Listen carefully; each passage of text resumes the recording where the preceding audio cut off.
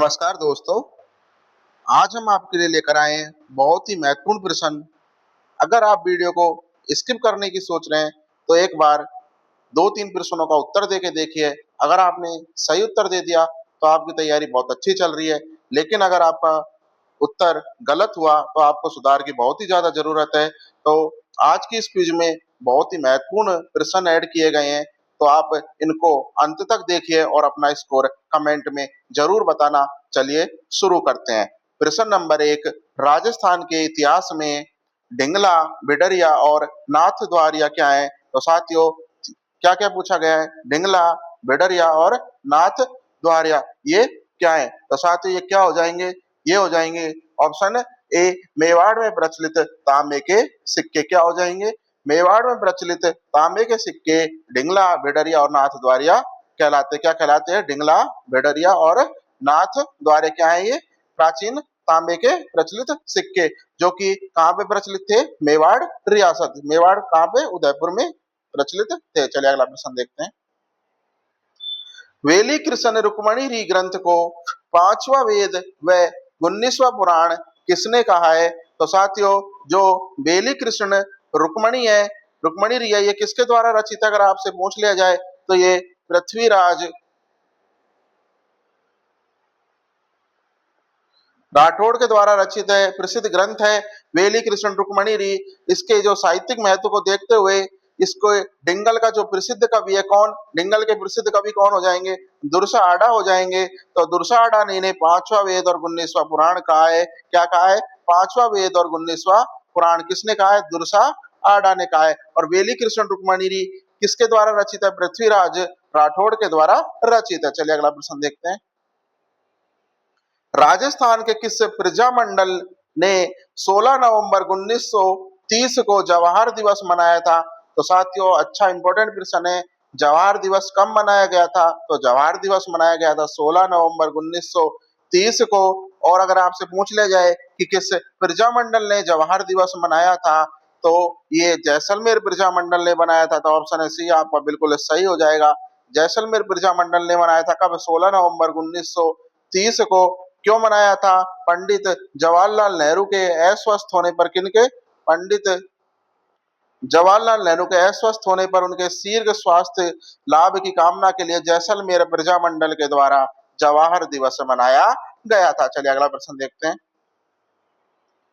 1761 में लड़ा गया बंटवाड़ा का युद्ध किन दो रियासतों के मध्य हुआ? तो साथियों, पहले आसान से युद्ध पूछ लिए जाते थे, पिथौरा का, चेलावास का, नॉर्मल हल्दी घाटी का, लेकिन अब आपसे आरपीएससी और आरएसएसबी ने पैटर्न चेंज कर दिया है।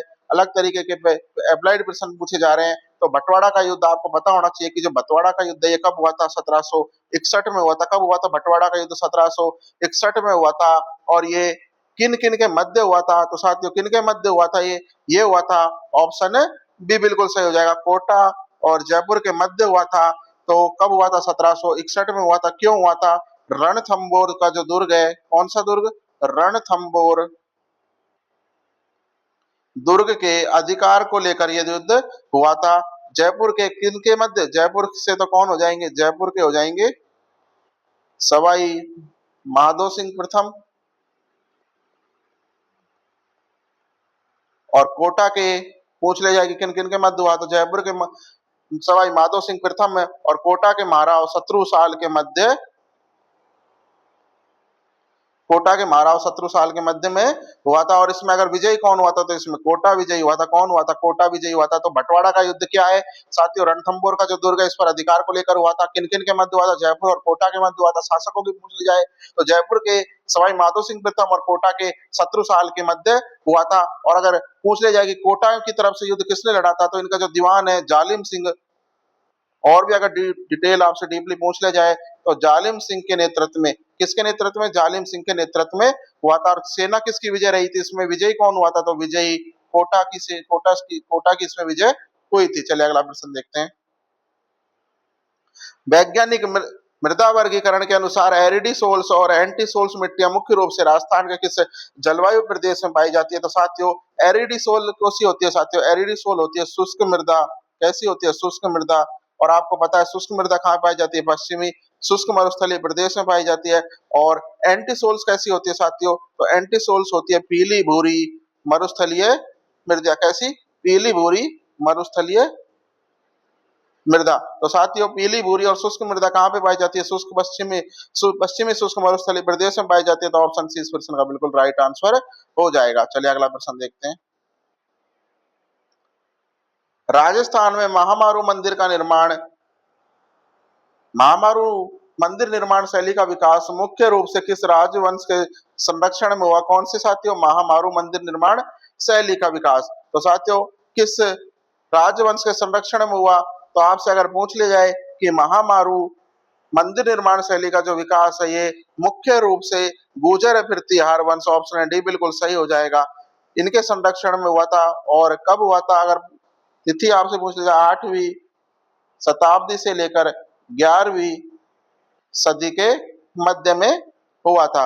और राजस्थान और गुजरात में क्षेत्रीय मंदिर निर्माण शैली का विकास हुआ। कहाँ पे? मुख्य रूप से राजस्थान और गुजरात में, जिसे महामारू शैली कहा जाता है। और इसको गुर्जर प्रतिहारों ने संरक्षण दिया था। और अगर आपसे महामारू मंदिर का कोई भी एक प्रकार पूछ ले जाए कि कोई प्रकार बताओ कि इस शैली में कौन सा बना हुआ है, तो ओसिया का जो मंदिर है साथियों, ओसिया का मंदिर, कहाँ का? ओसिया, ये महामारू शैली में बना मंदिर है। चलिए अगला प्रश्न देखते हैं। मालानी आग्नेय समूह राजस्थान के किन जिलों में प्रमुखता से पाया जाता है? तो साथियों जो मालानी आग्नेय समूह क्या है? ज्वालामुखी चट्टाने क्या है? ज्वालामुखी चट्टाने हैं। ये मुख्य रूप से जालोर और बालोतरा बाड़मेर जिलों में फैली हुई हैं। तो ऑप्शन ए बिल्कुल सही हो जाएगा। और इन्हीं चट्टानों से उत्कृष्ट श्रेणी का ग्रेनाइट और रायलो राइयोलाइट प्राप्त होता है। अगर पूछ ले जाए आपसे कि यहाँ से क्या प्राप्त होता है, तो हाई क्वालिटी का तो ग्रेनाइट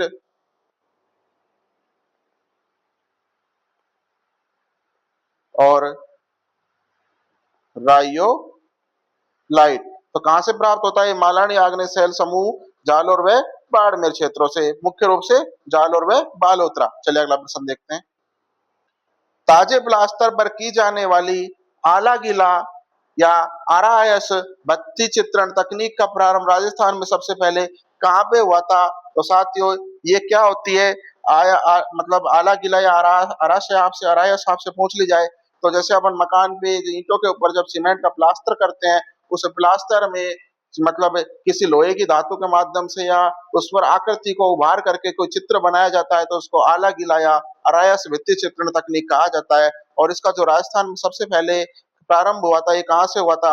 आमेर जयपुर से हुआ था। कहाँ से हुआ था? आमेर जयपुर से हुआ था।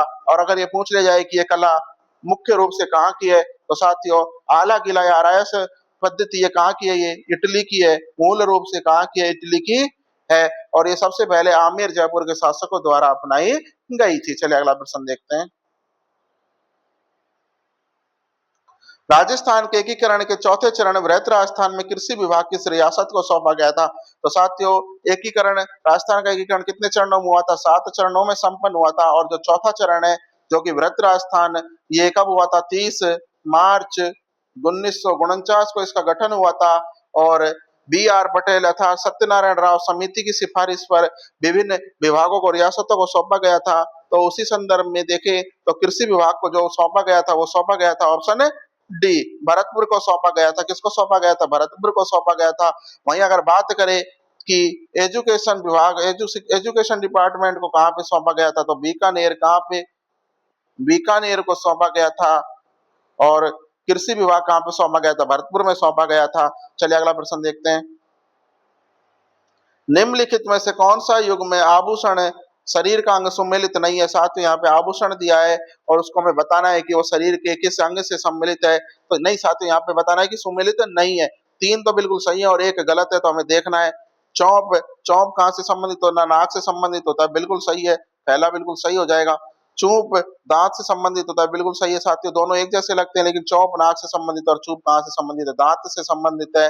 नेवरी, नेवरी का क्या दिया गया है? कान से दिया गया है, तो ये बिल्कुल गलत हो जाएगा, क्योंकि जो नेवरी है ये कान का नहीं होकर कहाँ का होता है साथियों? ये पैर में पहना जाता है, अर्थात ये पायल, इसको जो पायल होती है वो होता है तो नेवरी कहाँ पे पहना जाता है? पैर में पहना जाता है और गोरबंद ऊँट के गले में, तो ये बिल्कुल सही हो जाएगा। तो इस प्रश्न का जो राइट आंसर है, जो सम्मिलित नहीं है, वो नेवरी हो जाएगा, क्योंकि नेवरी कान से संबंधित नहीं है, पैर से संबंधित है। चलिए अगला प्रश्न देखते हैं।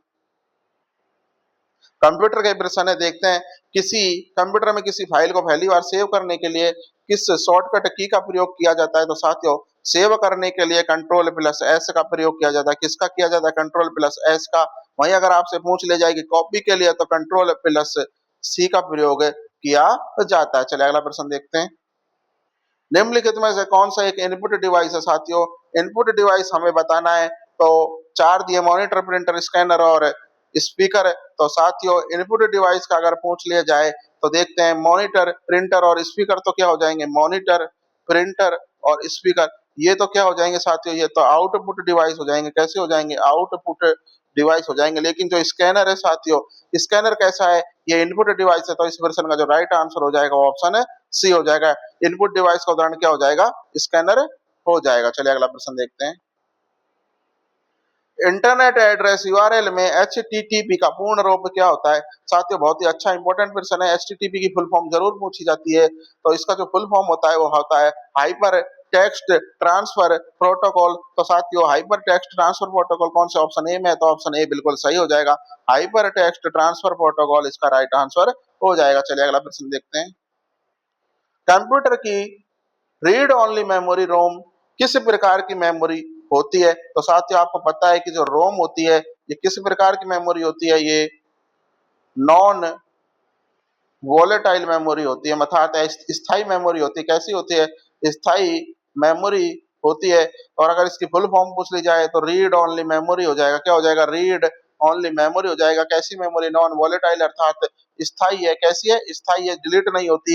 यानी कि बिजली बंद होने या डिवाइस के एकदम से बंद हो जाने की स्थिति में इसका डेटा नष्ट नहीं होता। तो ये कैसी मेमोरी हो जाएगी साथियों? नॉन वोलेटाइल मेमोरी हो जाएगी। और अगर वहीं आपसे पूछ ली जाए कि रैम कैसी होती है, तो रैम कैसी होती है? वॉलेटाइल होती है, अर्थात अस्थायी मेमोरी होती है। चलिए अगला प्रश्न देखते हैं। माइक्रोसॉफ्ट एक्सेल में बनाई गई फाइल वर्कशीट का डिफॉल्ट एक्सटेंशन क्या होता है? तो साथियों, एक्सटेंशन क्या होता है? एक्सटेंशन के माध्यम से पता लगता है कि फाइल पीपीटी की फाइल है, डॉक्स की फाइल है, वर्ड की फाइल है, या तो मतलब नोटबुक की फाइल है, या फिर वर्कशीट की फाइल है। तो जो अगर माइक्रोसॉफ्ट एक्सेल की जो फाइल होगी तो उसका जो एक्सटेंशन होता है वो क्या होता है साथियों? वो होता है x L S x. Option D बिल्कुल सही हो जाएगा। अगर चलिए अगला प्रश्न देखते हैं। 1 किलोबाइट में कितने बाइट्स होते हैं? तो साथियों, 1 केबी में हमसे क्या पूछा है कि 1 केबी में बाइट कितने होते हैं? तो 1 केबी में अगर बाइट की बात करी जाए तो 1 केबी में 1024 बाइट होते हैं। कितने बाइट होते हैं 1 केबी में? 1024 बाइट होते हैं। कितने होते हैं? 1024 बाइट्स होते हैं। अच्छा इंपॉर्टेंट प्रश्न है, इसको अच्छे से देख लीजिए। 1 केबी में कितने बाइट होते हैं? 1024 बाइट होते हैं। और अगर 1 केबी में 1024 बाइट। चलिए अगला प्रश्न देखते हैं। कंप्यूटर नेटवर्क की दुनिया में लैन का फुल फॉर्म क्या है? तो साथियों, लैन अर्थात लोकल एरिया नेटवर्क। तो ऑप्शन है सी बिल्कुल सही हो जाएगा। लैन अर्थात लोकल एरिया नेटवर्क। चलिए अगला प्रश्न देखते हैं। कंप्यूटर सिस्टम के सभी पुर्जे हार्डवेयर को आपस में जोड़ने वाले मुख्य बोर्ड को क्या कहते हैं? तो साथियों, कंप्यूटर सिस्टम के जो सभी पुर्जे होते हैं हार्डवेयर, इनको आपस में जोड़ने वाले मुख्य बोर्ड को क्या कहते हैं? तो इसके मुख्य बोर्ड को क्या कहते हैं? मदरबोर्ड कहते हैं। ऑप्शन है बी बिल्कुल सही हो जाएगा। कंप्यूटर का मुख्य सर्किट बोर्ड पीसीबी होता है। क्या होता है? ये मदरबोर्ड होता है। और सीपीयू, रैम, हार्ड डिस्क सभी पुर्जे इसी बोर्ड से जुड़े होते हैं। किससे? मदरबोर्ड से। विंडोज 10 किस प्रकार के सॉफ्टवेयर का उदाहरण है? तो साथियों, विंडोज जो होती है ये कैसी किस प्रकार के सॉफ्टवेयर का उदाहरण होता है? तो साथियों, आपको पता है विंडोज ऑपरेटिंग सिस्टम का उदाहरण होता है। तो ऑप्शन ए बिल्कुल है सही हो जाएगा। विंडोज 10 किस प्रकार के सॉफ्टवेयर का उदाहरण है? Operating system. अगला प्रश्न देखते हैं। इंटरनेट के माध्यम से धोखाधड़ी कर किसी की निजी जानकारी चुराने की प्रक्रिया क्या कहलाई जाती है? साथियों, प्रश्न बहुत आसान लग रहा होगा आपको, लेकिन ऐसे ही आसान प्रश्नों पे हम गलती करके आते हैं, क्योंकि इनमें ज्यादा कॉन्फिडेंस की वजह से गलत उत्तर हमेशा ठीक होता है। तो इंटरनेट के माध्यम से धोखाधड़ी कर किसी की निजी जानकारी आदि चुराने की प्रक्रिया को क्या कहते हैं? सर्फिंग, फिशिंग, ब्राउजिंग या डाउनलोडिंग, तो साथियों इसको कहते हैं फिशिंग है। ऑप्शन है बी बिल्कुल सही हो जाएगा। चलो यहाँ तो प्रश्न जो ऑप्शन दिए थे वो इजी दिए थे, लेकिन क्या होता है फिशिंग के साथ आपको ऐसे ही और 2-3 ऑप्शन दे दिए जाएंगे, तो आप वहाँ फिशिंग को नहीं करके आओगे, बिल्कुल ऐसे को पकड़ोगे जो आपने नॉर्मली सुन रखा है। तो आपको इसमें धोखाधड़ी करने की या फिर जो इंटरनेट पर जो फ्रॉड होता है तो उसको क्या कहते हैं, फिशिंग कहते हैं। इसको अच्छे से याद कर लीजिए। चलिए अगला प्रश्न देखते हैं। दी गई श्रृंखला को पूरा करें 2 4 6 8 10। तो साथियों सभी में दो का दो दो बढ़ रहा है, तो 2 4 6 8 के बाद क्या आ जाएगा, 10 आ जाएगा। तो ऑप्शन बी बिल्कुल सही हो जाएगा। आसान सा प्रश्न है। अगला प्रश्न देखते हैं। अंग्रेजी वर्णमाला की श्रृंखला को पूरा करें ए सी ई जी। साथियों जो अंग्रेजी वर्णमाला का जो श्रृंखला दी गई इसको पूरा करना है, तो ए के बाद बी आता, तो इसने A B C D E F G, तो क्या आ जाएगा साथियों, एच आ जाएगा। तो ऑप्शन ए बिल्कुल राइट हो जाएगा। नहीं साथियों, जी के बाद क्या एच छोड़ के आई आएगा साथियों, तो इसका जो राइट आंसर है वो आई हो जाएगा। ऑप्शन बी बिल्कुल सही हो जाएगा। चलिए अगला प्रश्न देखते हैं। यदि राम मोहन का इकलौता भाई है और मोहन गीता का पिता है, तो राम का गीता से क्या संबंध है? तो साथियों राम कौन है, राम मोहन का भाई है, तो राम और मोहन क्या हो गए, भाई हो गए आपस में। और गीता क्या है, मोहन की पुत्री है। मोहन की पुत्री कौन है साथियों, गीता है। तो राम गीता से क्या संबंध है साथियों, दोनों भाई हैं। मोहन की पुत्री गीता है, तो राम क्या लगेगा, चाचा लगेगा गीता का। तो क्या हो जाएगा, ऑप्शन बी बिल्कुल सही हो जाएगा। चलिए अगला प्रश्न देखते हैं। यदि एक व्यक्ति उत्तर दिशा की ओर मुंह करके खड़ा है, कौन सी दिशा की ओर, उत्तर नॉर्थ में मुंह करके खड़ा है, इधर की तरफ मुंह करके खड़ा है, और वह 90 डिग्री दाएं क्लॉकवाइज मुड़ता है। साथियों 90 डिग्री मुड़ेगा तो यहाँ पे मुड़ेगा कितना, दाएं मुड़ता है, दाएं मुड़ता है तो क्लॉकवाइज मुड़ता है, और उसका मुख पूर्व दिशा की ओर हो जाएगा। तो साथियों उसका मुख किस दिशा की ओर हो जाएगा, पूर्व दिशा की ओर हो जाएगा। तो ये कौन सी हो जाएगी, ईस्ट हो जाएगी। ये कौन सी हो जाएगी, नॉर्थ हो जाएगी। और ये कौन सी हो जाएगी, साउथ हो जाएगी। और ये वेस्ट हो जाएगी। तो उसका मुख अब किस दिशा में है, ईस्ट में। तो क्वेश्चन का जो राइट आंसर है ऑप्शन ए पूर्व हो जाएगा। चलिए अगला प्रश्न देखते हैं। विषम शब्द को हमें यहाँ पे चुनना है, कार, बस, ट्रेन और सेव। तो साथियों कार, बस और जो ट्रेन है, ये तो तीनों ही बिल्कुल एक जैसी चीज हो जाएंगी, यात्रा की यात्रियों के लिए काम आती है यात्रा करने में। लेकिन सेव क्या है, फल है। तो ऑप्शन डी बिल्कुल सही हो जाएगा। चलिए अगला प्रश्न देखते हैं। यदि किसी कूट भाषा में डॉग को 4 15 7 लिखा जाता है, तो कैट को क्या लिखा जाएगा? तो साथियों जैसे डी 4 पे आता है, ओ 15 पे आता है और जी 7 पे आता है, तो इसी प्रकार से सी किस पे आएगा, सी 3 पे आएगा। सी के लिए क्या ले लेंगे, 3 ले लेंगे। ए कितने पे आएगा, 1 पे आएगा। और टी कितने पे आएगा, 20 पे आएगा। तो 20 और 1 21 और 3 24, तो 3 1 20 इसका राइट आंसर हो जाएगा। तो ऑप्शन ए बिल्कुल सही हो जाएगा। यदि आज सोमवार है तो ठीक 7 दिन बाद कौन सा दिन होगा? साथियों यदि आज सोमवार है तो ठीक 7 दिन बाद कौन सा दिन होगा? एक सप्ताह में साथियों कितने दिन होते हैं? एक सप्ताह में 7 दिन होते हैं। और यदि किसी भी दिन के ठीक 7 दिन बाद वही दिन लौट कर आता है, तो 7 दिन बाद अगर आज क्या है, सोमवार है, तो ठीक 7 दिन बाद भी क्या होगा, सोमवार ही होगा। ऑप्शन बी इसका राइट आंसर हो जाएगा। चलिए अगला प्रश्न देखते हैं। एक पंक्ति में राहुल का स्थान ऊपर से 5वां, नीचे से 5वां है, तो पंक्ति में कुल कितने व्यक्ति हैं? तो साथियों ऊपर से देखा जाए, ऊपर से देखा लाया जाए तो यहाँ पे कौन सा स्थान है, 5वां स्थान है। और नीचे से देखा जाए तो नीचे से भी कौन सा स्थान है, 5वां स्थान है। तो 5 + 5 = 10, माइनस करके ए कर देंगे तो क्या आ जाएगा, 9। तो उसका पंक्ति में जो कुल व्यक्ति हैं वो कितने हो जाएंगे, 9 हो जाएंगे। क्योंकि राहुल ऊपर से भी 5वां, नीचे से भी 5वां, लेकिन राहुल तो एक ही है साथियों, तो इसलिए एक है, तो इसको क्या कर देंगे, इसको माइनस कर देंगे एक, तो ये 9 आ जाएगा। चलिए अगला देखते हैं।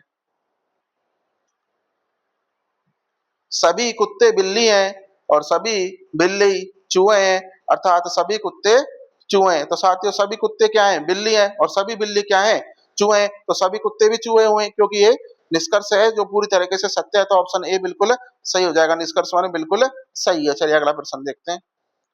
निम्नलिखित में से कौन सा वेन आरेख राजस्थान, भारत और जयपुर के मध्य सही संबंध दर्शाता है? तो साथियों यहाँ पे आपको प्रश्न कुछ इस तरीके से होना चाहिए था, या तो इस तरीके से होता है, इस तरीके से होता है, इस तरीके से होता है, या इस तरीके से होता है, इस तरीके, लेकिन यहाँ पे आपको थोड़ा सा शब्दावली के माध्यम से दिया गया है। तो साथियों इसका जो राइट आंसर मैं आपको समझा देता हूँ कि भारत, जयपुर कहाँ आता है, राजस्थान के अंदर आता है। राजस्थान कहाँ आता है, भारत के अंदर आता है। तो एक ही गोले के अंदर ये तीनों आ जाएंगे, भारत, राजस्थान और जयपुर। तो एक के अंदर एक, कुल 3 गोले से केंद्रित। तो ऑप्शन से इसका राइट आंसर हो जाएगा। चलिए अगला प्रश्न देखते हैं।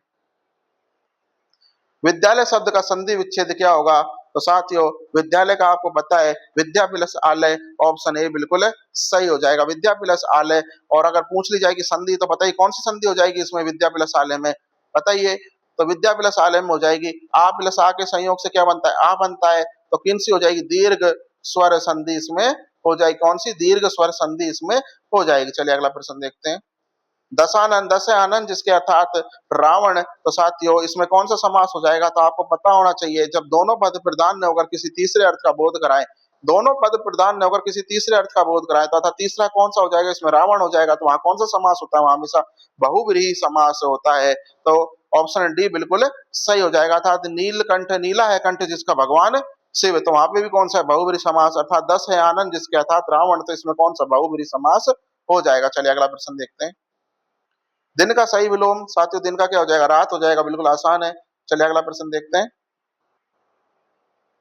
कमल का सही पर्यायवाची शब्द कौन सा है? तो साथियों देखते हैं, अग्नि नहीं होगा, पवन नहीं होगा, गगन किसका होता है? आकाश का होता है। तो कमल का पर्यायवाची सही हो जाएगा ऑप्शन ए गगन। पंकज इसका बिल्कुल राइट आंसर हो जाएगा कमल का पर्यायवाची, क्योंकि पवन किसका होता है? हवा का होता है, अग्नि आग का और गगन आकाश का। चलिए अगला प्रश्न देखते हैं।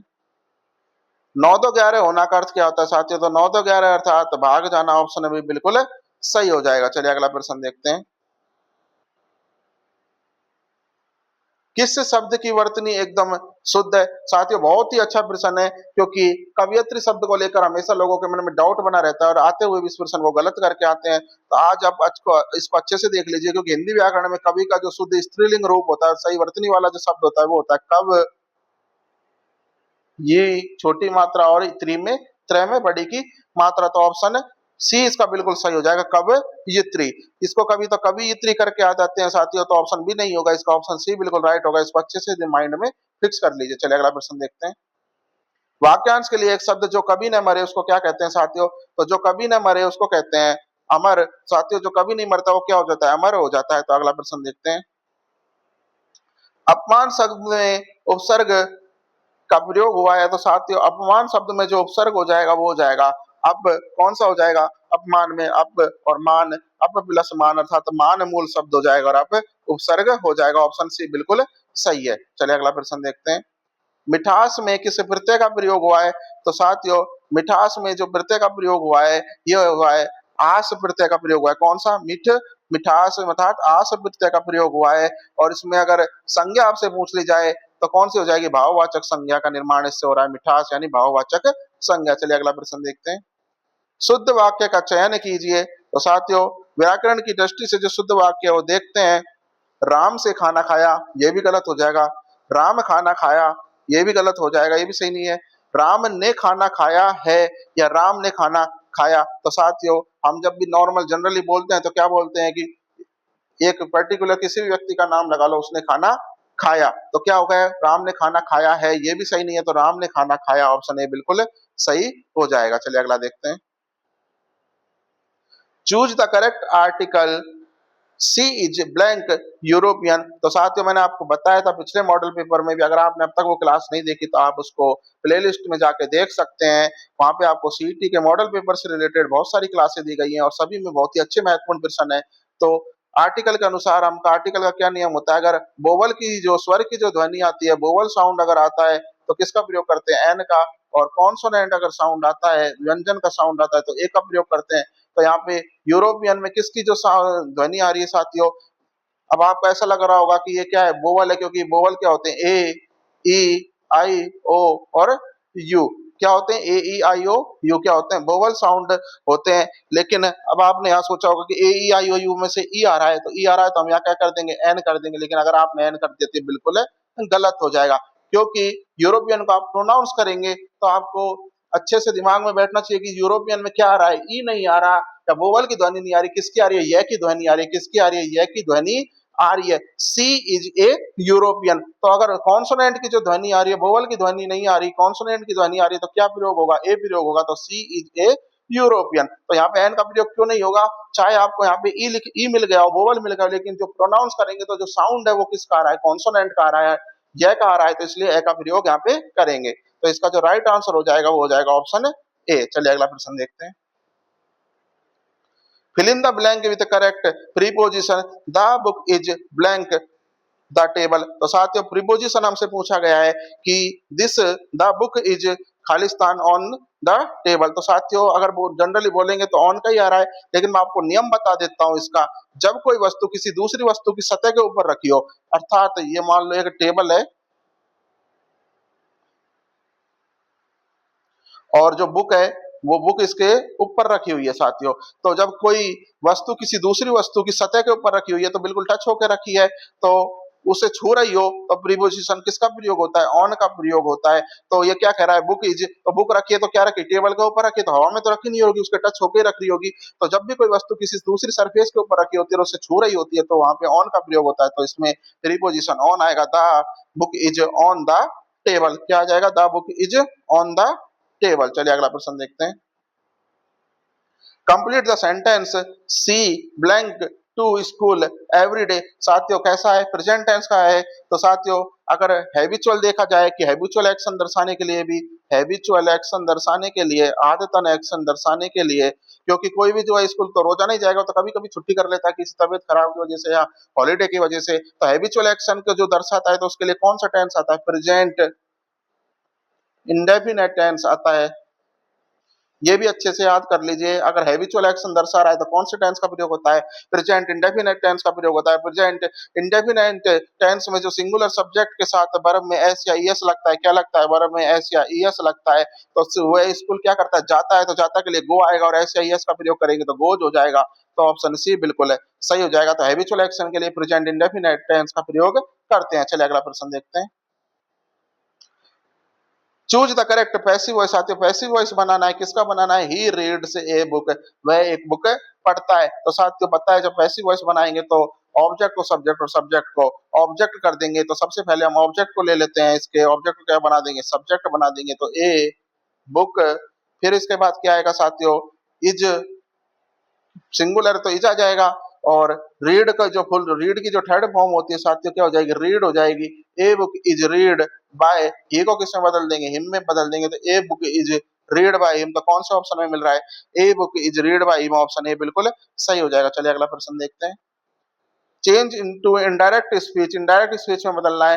Ram said I am happy, तो इनडायरेक्ट स्पीच में बदलेंगे तो कैसे बदलेंगे? इसमें प्रेजेंट सिंपल टेंस को क्या कर देते हैं? पास्ट सिंपल में बदल देते हैं। तो क्या हो जाएगा? राम सेड दैट, दैट का प्रयोग करेंगे, दैट ही वॉज हैप्पी। किसका? Ram said that he was happy, क्योंकि पास्ट इंडेफिनिट में बदल देंगे। तो ऑप्शन है बी, इसमें ही वॉज हैप्पी आ रहा है, तो ऑप्शन है बी बिल्कुल सही हो जाएगा। चलिए अगला प्रश्न देखते हैं। What is the synonym similar word of beautiful. तो साथियों ब्यूटीफुल का हमसे सिनोनिम पूछा है, तो ब्यूटीफुल यानी क्या होता है? सुंदर होता है। तो प्रीटी यानी भी क्या होता है? सुंदर होता है। लेकिन अगली यानी भद्दा, बैड यानी बुरा और डर्टी यानी भी गंदा होता है। तो सिनोनिम में ब्यूटीफुल का हो जाएगा प्रीटी। ब्यूटीफुल और प्रीटी यानी सुंदर। चलिए अगला प्रश्न अगला देखते हैं। What is the antonym opposite word of strong. साथियों स्ट्रॉन्ग का एंटोनिम पूछा है, तो पावरफुल, हैवी, वीक, टॉल। तो साथियों स्ट्रॉन्ग का जो ऑपोजिट हो जाएगा वो क्या हो जाएगा? पावरफुल तो होगा नहीं, क्योंकि स्ट्रॉन्ग पावरफुल एक होगा, हैवी यानी भी, टॉल यानी लंबा मस्कुलर हो जाएगा। तो स्ट्रॉन्ग का जो ऑपोजिट हो जाएगा वो वीक हो जाएगा। स्ट्रॉन्ग यानी मजबूत और वीक यानी कमजोर। चलिए अगला प्रश्न देखते हैं। वन वर्ड सब्स्टिट्यूशन पूछा है। A person who cuts men's hair is called a. साथियों जो व्यक्ति किसी व्यक्ति के बाल काटता है तो क्या कहलाता है? बार्बर कहलाता है। क्योंकि डॉक्टर, टीचर, फार्मर तो कहलाएगा नहीं। तो ऑप्शन है सी बिल्कुल सही हो जाएगा। A person who cuts men's hair is called a barber. चलिए अगला प्रश्न देखते हैं। What is the meaning of the idiom a piece of cake. साथ ही पीस ऑफ केक का हमसे मतलब पूछा है। तो ये पीस ऑफ केक, केक कैसा होता है? बिल्कुल सॉफ्ट होता है। एक नॉर्मल उंगली लगाएंगे तो भी वो कट जाएगा, बिखर जाएगा। तो क्या होगा? बहुत ही आसानी से वो कट जाता है। तो उसके लिए क्या प्रयोग करेंगे? Very easy. तो ऑप्शन बी बिल्कुल सही हो जाएगा। चलिए अगला प्रश्न देखते हैं। Choose the correct word with correct spelling. साथियों जो हमें चार वर्ड दिए गए हैं इनकी करेक्ट स्पेलिंग बतानी है। तो वर्ड दिया गया है रिसीव है, तो रिसीव की जो करेक्ट स्पेलिंग हो जाएगी, हो जाएगी आर, ये दोबारा से देख लेते हैं इसको। Are E C E I V E, क्या हो जाएगी? R E C E I V. इसको अच्छे से याद कर लीजिए, कहीं आप इसमें are I C E I we कर जाओ तो ऑप्शन बी बिल्कुल सही हो जाएगा। तो आपसे आशा है कि आपको वीडियो बहुत ही अच्छी लगी होगी। चैनल को प्लीज सब्सक्राइब कर लेना और वीडियो को लाइक कर दीजिए ताकि आपको आगामी वीडियो के नोटिफिकेशन मिलते रहें। चलिए मिलते हैं अगली वीडियो में, तब तक के लिए अलविदा।